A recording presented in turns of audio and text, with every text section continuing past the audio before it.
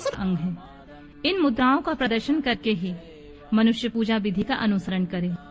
फिर वहां दीप जलाकर गुरु को नमस्कार करके पद्यासन अथवा भद्रासन में सुख पूर्वक बैठकर पूजन का प्रयोग करें। फिर अर्घ्य पात्र से उत्तम शिवलिंग का प्रक्षालन करें। मन को भगवान शिव से अन्यत्र न ले जाकर पूजा सामग्री को अपने पास रखकर निम्नलिखित मंत्र समूह से महादेव जी का आवाहन करें। जो कैलाश के शिखर पर निवास करते हैं, हे पार्वती देवी के सती समस्त देवताओं से उत्तम है, जिनके स्वरूप का शास्त्रों में यथावत वर्णन किया गया है, जो निर्गुण होते हुए भी गुण रूप हैं, जिनके 5 मुख और 10 भुजाएं और प्रत्येक मुखमंडल में 3-3 नेत्र हैं, जिनकी ध्वजा पर वृषभ का चिन्ह अंकित है, अंग कांति कपूर के समान गौर है, जो दिव्य रूपधारी चंद्रमा रूपी मुकुट से सुशोभित तथा सिर पर जटाजूट धारण करने वाले हैं, जो हाथी की खाल पहनते हैं और व्याघ्र चर्म ओढ़ते हैं, जिनका स्वरूप शुभ है, जिनके अंगों में बासुकी आदि नाग लिपटे रहते हैं, जो पिनाक आदि आयु धारण करते हैं, जिनके आगे 8 सिद्धियां निरंतर नृत्य करती रहती हैं। भक्त समुदाय जय जयकार करते हुए जिनकी सेवा में लगे रहते हैं। दूसरा तेज के कारण जिनकी ओर देखना भी कठिन है, जो देवताओं से सेवित तथा संपूर्ण प्राणियों को शरण देने वाले हैं, जिनका मुखारविंद प्रसन्नता से खिला हुआ है, वेदों और शास्त्रों ने जिनकी महिमा का यथावत ज्ञान किया है। विष्णु और ब्रह्मा भी सदा उनकी स्तुति करते हैं, जो सदा परमानंद स्वरूप हैं। उन भक्त वत्सल शंभु शिव का मैं आवाहन करता हूँ।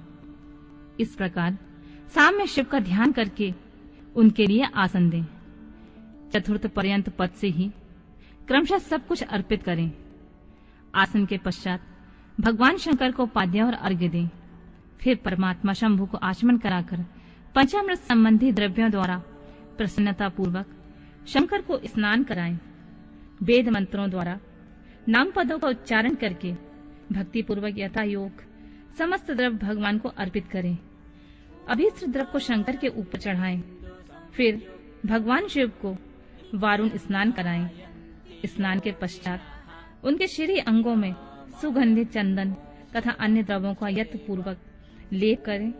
फिर सुगंधित जल से उनके ऊपर जल धारा गिराकर अभिषेक करें। वेद मंत्रों अथवा शिव के 11 नामों द्वारा यथावकाश जल धारा चढ़ाकर वस्त्र से शिवलिंग को अच्छी तरह पोंछे। फिर आचमनार्थ जल दें और वस्त्र समर्पित करें। नाना प्रकार के मंत्रों के द्वारा भगवान शिव को तिल, जौ, गेहूं, मूंग और उड़द अर्पित करें। फिर 5 मुख वाले परमात्मा शिव को पुष्प चढ़ाएं।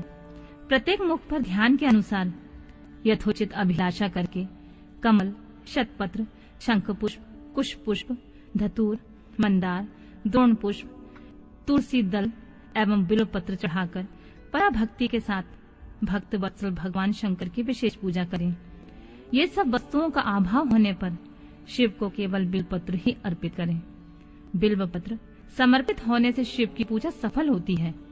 तत्पश्चात सुगंधित चूर्ण और सुवासित उत्तम तेल विविध वस्तुएं बड़े हर्ष के साथ भगवान शिव को अर्पित करें। फिर प्रसन्नता पूर्वक गुग्गल तथा अगुरु आदि की धूप निवेदन करें। तत्पश्चात शंकर जी को घी से भरा हुआ दीपक दें। इसके बाद निम्नलिखित मंत्रों से भक्ति पूर्वक पुनः अर्घ्य दें और भक्ति भाव द्वारा वस्त्र से उनके मुख का मार्जन करें। प्रभु महादेव जी, आपको मेरा नमस्कार है। आप इस अर्घ्य को स्वीकार करके मुझे रूप दीजिए, यश दीजिए, भोग दीजिए तथा भोग और मोक्ष रूपी फल प्रदान कीजिए। इसके पश्चात भगवान शिव को भांति भांति उत्तम नैवेद्य अर्पित करें। नैवेद्य के पश्चात प्रेम पूर्वक आचमन कराएं। इसके बाद सांगोपांग तांबूल बनाकर शिव को समर्पित करें। फिर 5 बत्ती की आरती बनाकर भगवान को दिखाएं।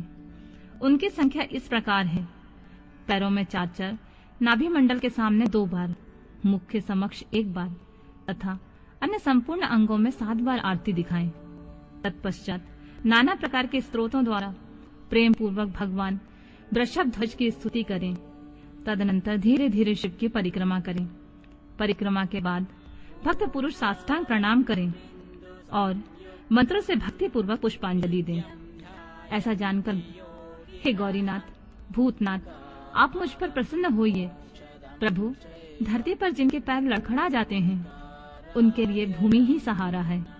उसी प्रकार जिन्होंने आपके प्रति अपराध किए हैं उनके लिए भी आप ही शरणदाता हैं। इत्यादि रूप से बहुत बहुत प्रार्थना करके उत्तम विधि से पुष्पांजलि अर्पित करने के पश्चात पुनः भगवान को नमस्कार करें और फिर मंत्र से विसर्जन करना चाहिए।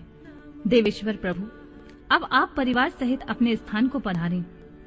नाथ, अब पूजा का समय हो गया है, तब पुनः आप यहाँ सादर पदार्पण करें। इस प्रकार भक्त वत्सल शंकर जी की बारंबार प्रार्थना करके उनका विसर्जन करें और उस जल को अपने हृदय से लगाएं तथा मस्तक पर चढ़ाएं। ऋषियों, इस तरह मैंने शिव पूजन की सारी विधि बता दी है जो भोग और मोक्ष देने वाली है। अब और क्या सुनना चाहते हो?